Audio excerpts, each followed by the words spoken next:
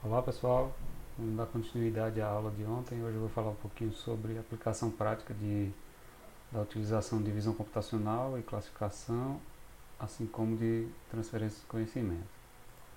Então aqui a gente tem um dataset que estou mostrando aqui, chamado Grapes, né, que está no meu Drive, e esse dataset ele é composto por três classes de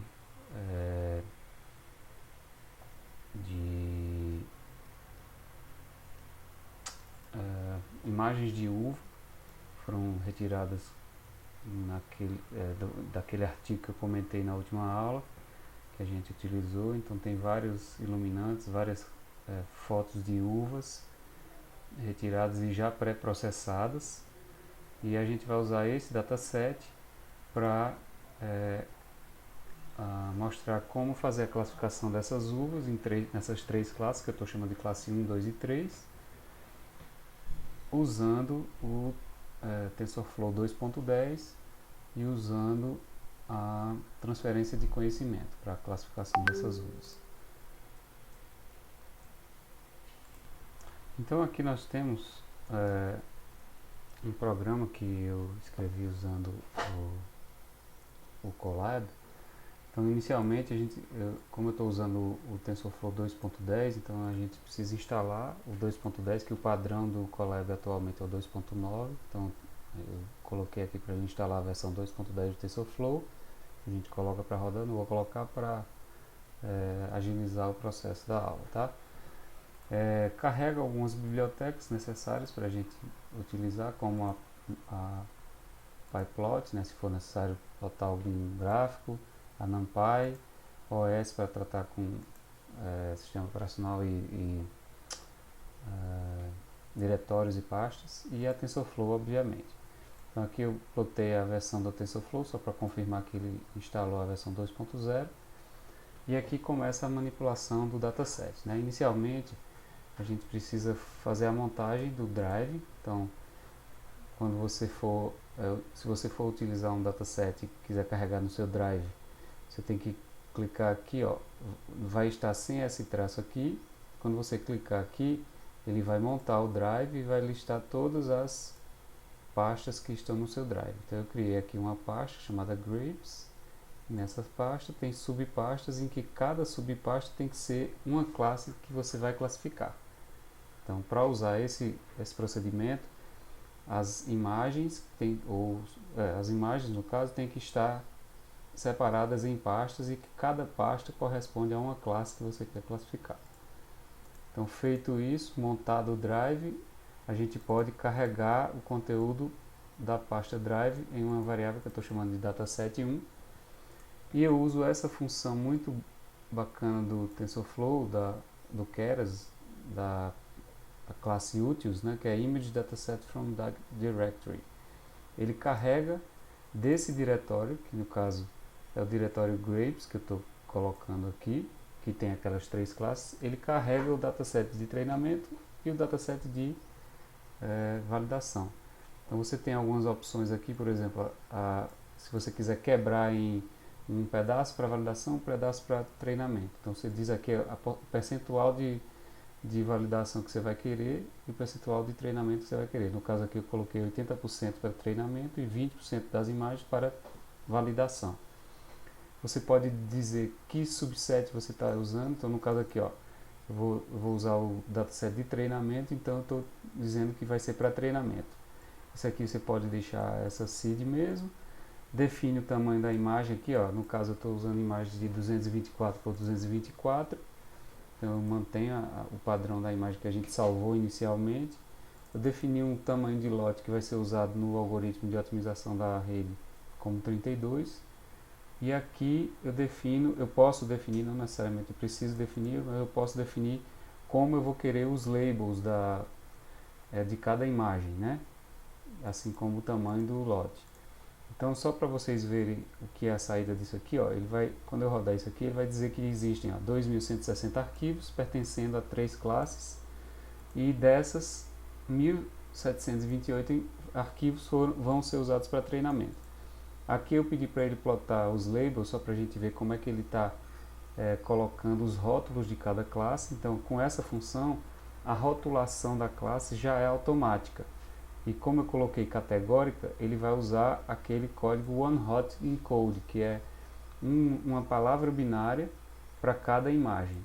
Como ele está separando lotes aqui para serem usados lá no treinamento, os lotes têm 32 imagens cada lote, então ele vai listar aqui 32 rótulos correspondentes a 32 imagens que ele separou para esse batch, para esse lote, né?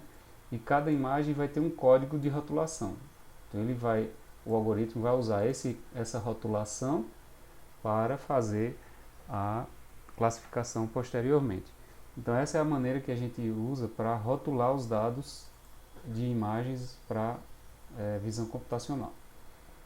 Eu faço a mesma coisa, eu uso a mesma função, só que agora eu estou usando a função para o dataset de validação. Aqui eu só não coloquei isso aqui, mas eu vou copiar e colar para deixar salvo depois lá na pasta.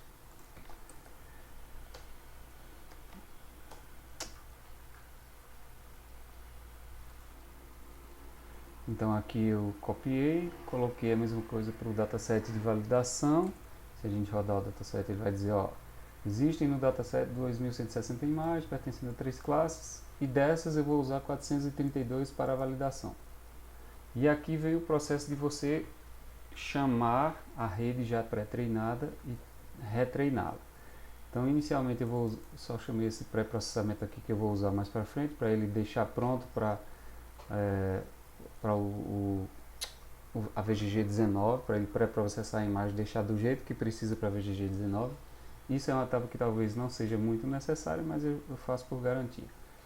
Aqui a gente deixar no formato que a VGG19 vai reaproveitar, e essa linha aqui, que eu crio uma variável chamada baseModel, usando o Keras Applications, eu vou chamar a VGG19 usando essa linha de comando aqui. Então a VGG19 é uma rede pré-treinada, que já está na base do TensorFlow.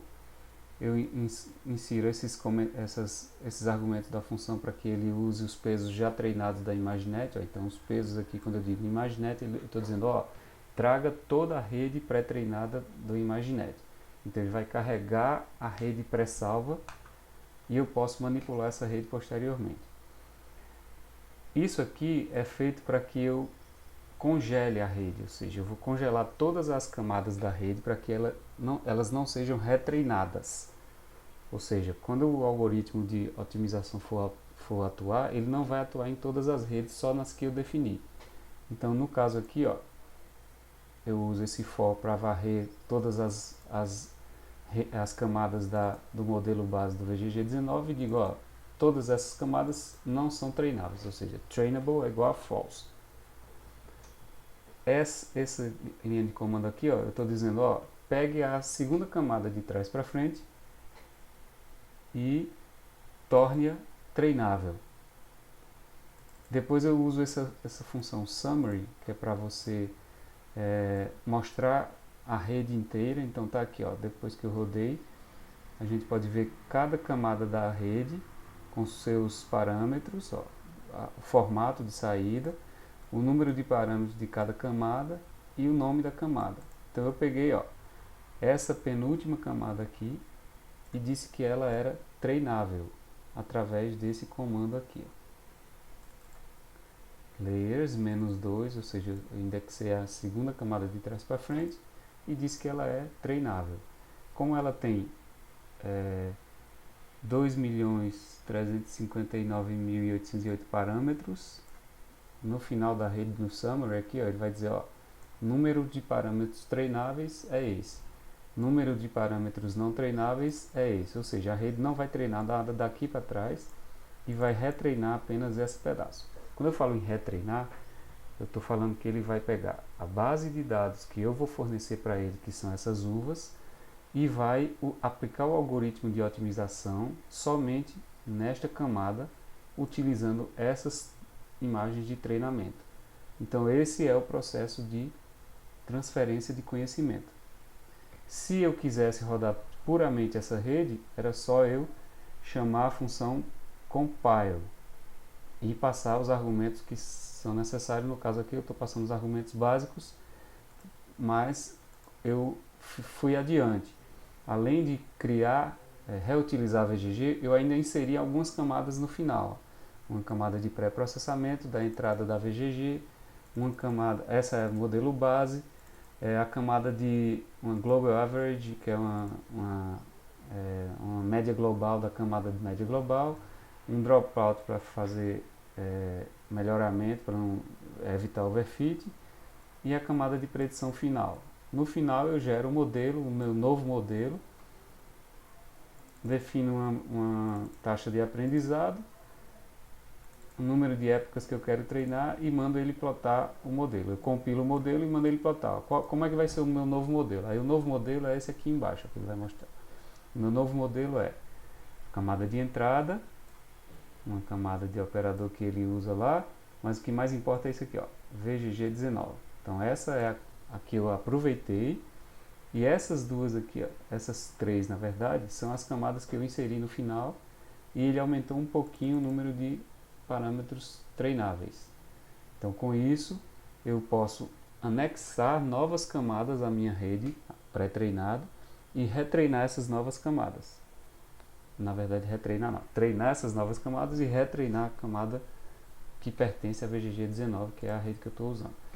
Lá no TensorFlow, isso aqui, ó, existem vários modelos pré-treinados que vocês podem testar, dentre elas a VGG19, a VGG16, a Exception, Inception, ResNet. Então tem um monte de modelos que você pode reutilizar e testar em outros datasets.